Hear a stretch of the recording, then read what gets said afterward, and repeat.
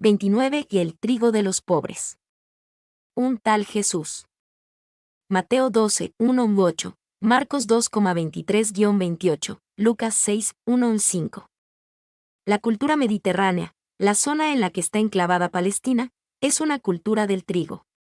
El trigo era el cultivo principal en los campos de Palestina y constituía el grueso de las importaciones de víveres del campo a las ciudades. El que se cosechaba en Galilea era considerado de primera calidad. Las épocas de hambre se caracterizaban por la escasez de trigo.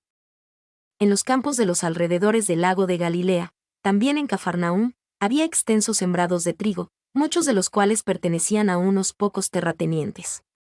Los latifundios eran frecuentes en el norte de Israel y una de las reivindicaciones de los celotes era una reforma agraria que distribuyera justamente la tierra.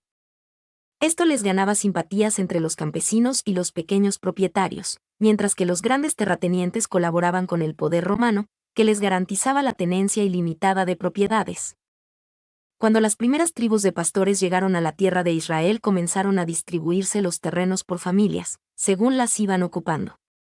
La propiedad de la tierra era herencia familiar y desde un punto de vista religioso se consideraba que Dios era el único dueño de toda la tierra. Levítico 25, 23. Y que superar los límites del patrimonio familiar era contrario a la voluntad de Dios.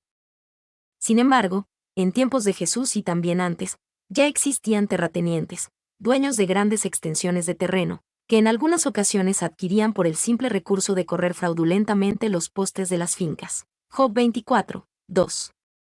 Los profetas condenaron repetidamente la economía latifundista, Isaías 5, 8, Oseas 5, 10. El dominio imperial de Roma acentuó aún más el injusto acaparamiento de tierras.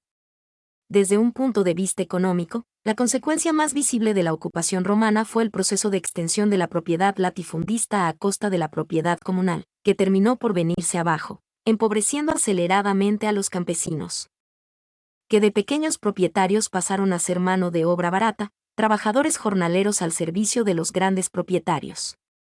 Jesús justificó el robo de trigo en día de sábado en tierras de un gran propietario, recordando el derecho fundamental de toda persona a vivir y a no morir de hambre, según las antiguas leyes de Moisés. Además, evocó el episodio del rey David en el santuario de Nob, 1 Samuel 21, 1-7, donde, al sentir hambre, tomó para comer los panes de la proposición, panes sagrados dedicados al culto. Al aparecer en el cielo las primeras estrellas de la noche del viernes, se iniciaba en todo Israel el Sabbat, el solemne descanso del sábado, y se interrumpían todos los trabajos y estaba prohibido cualquier esfuerzo. Después de la cena no se volvía a comer hasta terminado el culto del sábado en la sinagoga. La ley del sábado era el quicio de todo el sistema legal vigente en Israel en tiempos de Jesús. Violar esa ley voluntariamente y después de una primera advertencia, era razón suficiente para ser condenado a muerte. El término trigo para los pobres no se encuentra directamente en la Biblia o en registros históricos de la época de Jesús. Sin embargo, el concepto de proveer para los pobres era una parte importante de la tradición judía y fue enfatizado por Jesús en sus enseñanzas. Aquí hay algunas cosas que podemos reunir sobre la comida y los pobres durante la época de Jesús. El trigo era un alimento básico. El trigo era una fuente principal de alimento para la gente en el Imperio Romano, incluida Judea. El pan hecho con harina de trigo era un alimento común para todas las clases sociales. Los pobres a menudo luchaban con la inseguridad alimentaria. Los pobres y marginados a menudo luchaban para obtener suficiente comida, especialmente en tiempos de hambruna o dificultades económicas. Compartir comida era una práctica común. Compartir comida con los pobres era una práctica común en la tradición judía. La ley de Moisés incluía disposiciones para apoyar a los pobres, incluyendo dejar algunas de sus cosechas para que los pobres las recolectaran.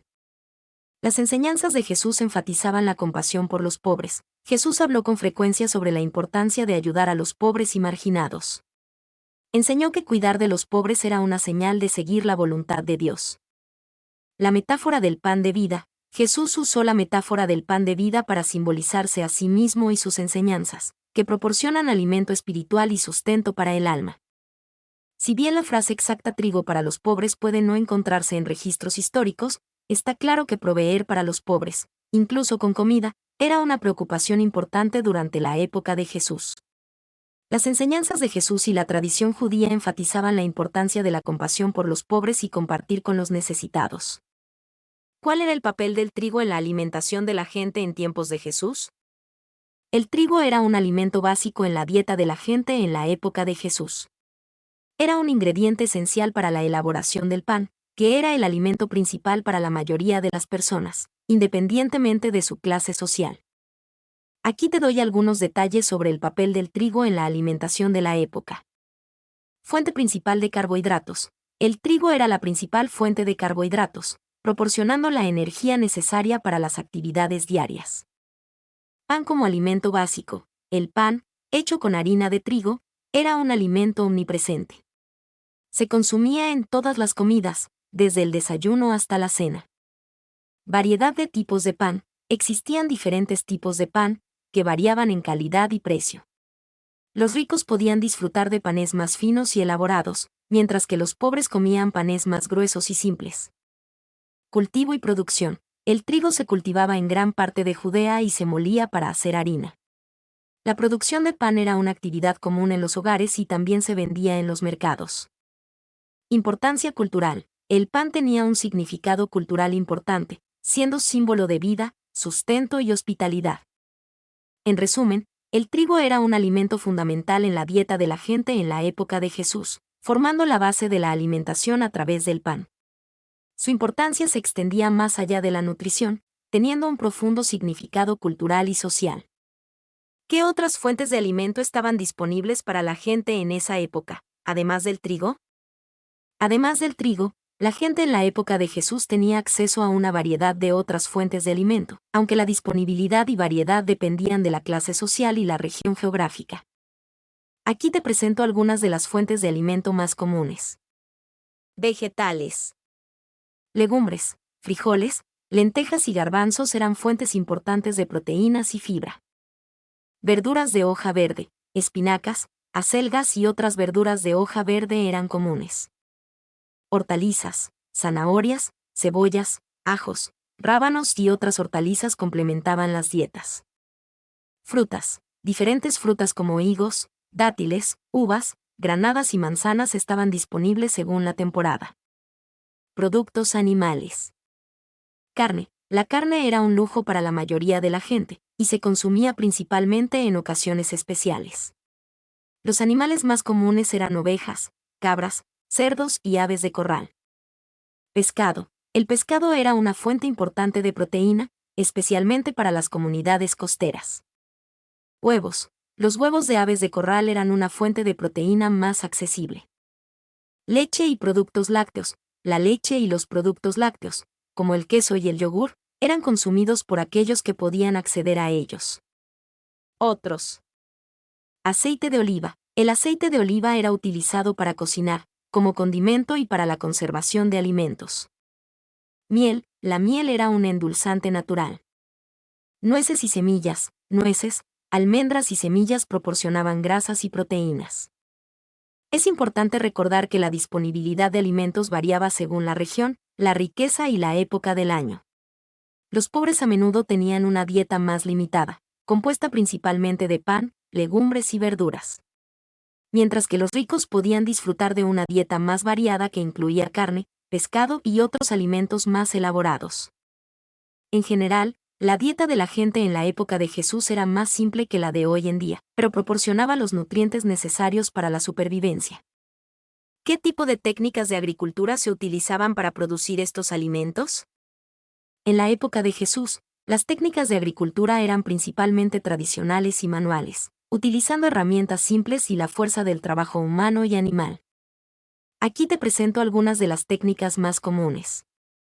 Arado. Los agricultores utilizaban arados de madera tirados por bueyes para preparar la tierra para la siembra.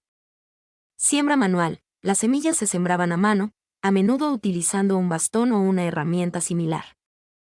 Riego. El riego se realizaba principalmente mediante canales o pozos, utilizando cubos o jarras para transportar el agua. Cosecha manual. La cosecha se realizaba a mano, utilizando hoces o herramientas similares para cortar los cultivos. Almacenamiento. Los alimentos se almacenaban en graneros, silos o fosos para su conservación. Algunos detalles adicionales. Rotación de cultivos. Se practicaba la rotación de cultivos para mantener la fertilidad del suelo. Abonos orgánicos. Se usaban abonos orgánicos, como estiércol animal y compost, para enriquecer el suelo.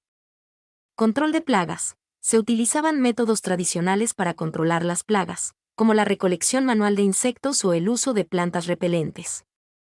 Técnicas de conservación. Se utilizaban técnicas como el secado, la salazón y el almacenamiento en aceite para conservar los alimentos durante largos periodos. Es importante destacar que la agricultura en la época de Jesús era compleja y demandaba gran esfuerzo físico. Las condiciones climáticas, la fertilidad del suelo y la disponibilidad de agua eran factores determinantes para el éxito de las cosechas.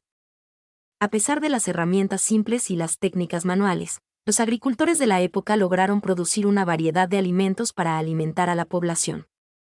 La buena noticia contada al pueblo de América Latina. Por María y José Ignacio López Vigil. Texto ampliado por inteligencia artificial. Mi nombre es Demim. Soy tu asistente personal. Mi sitio en internet es demim.es.tl.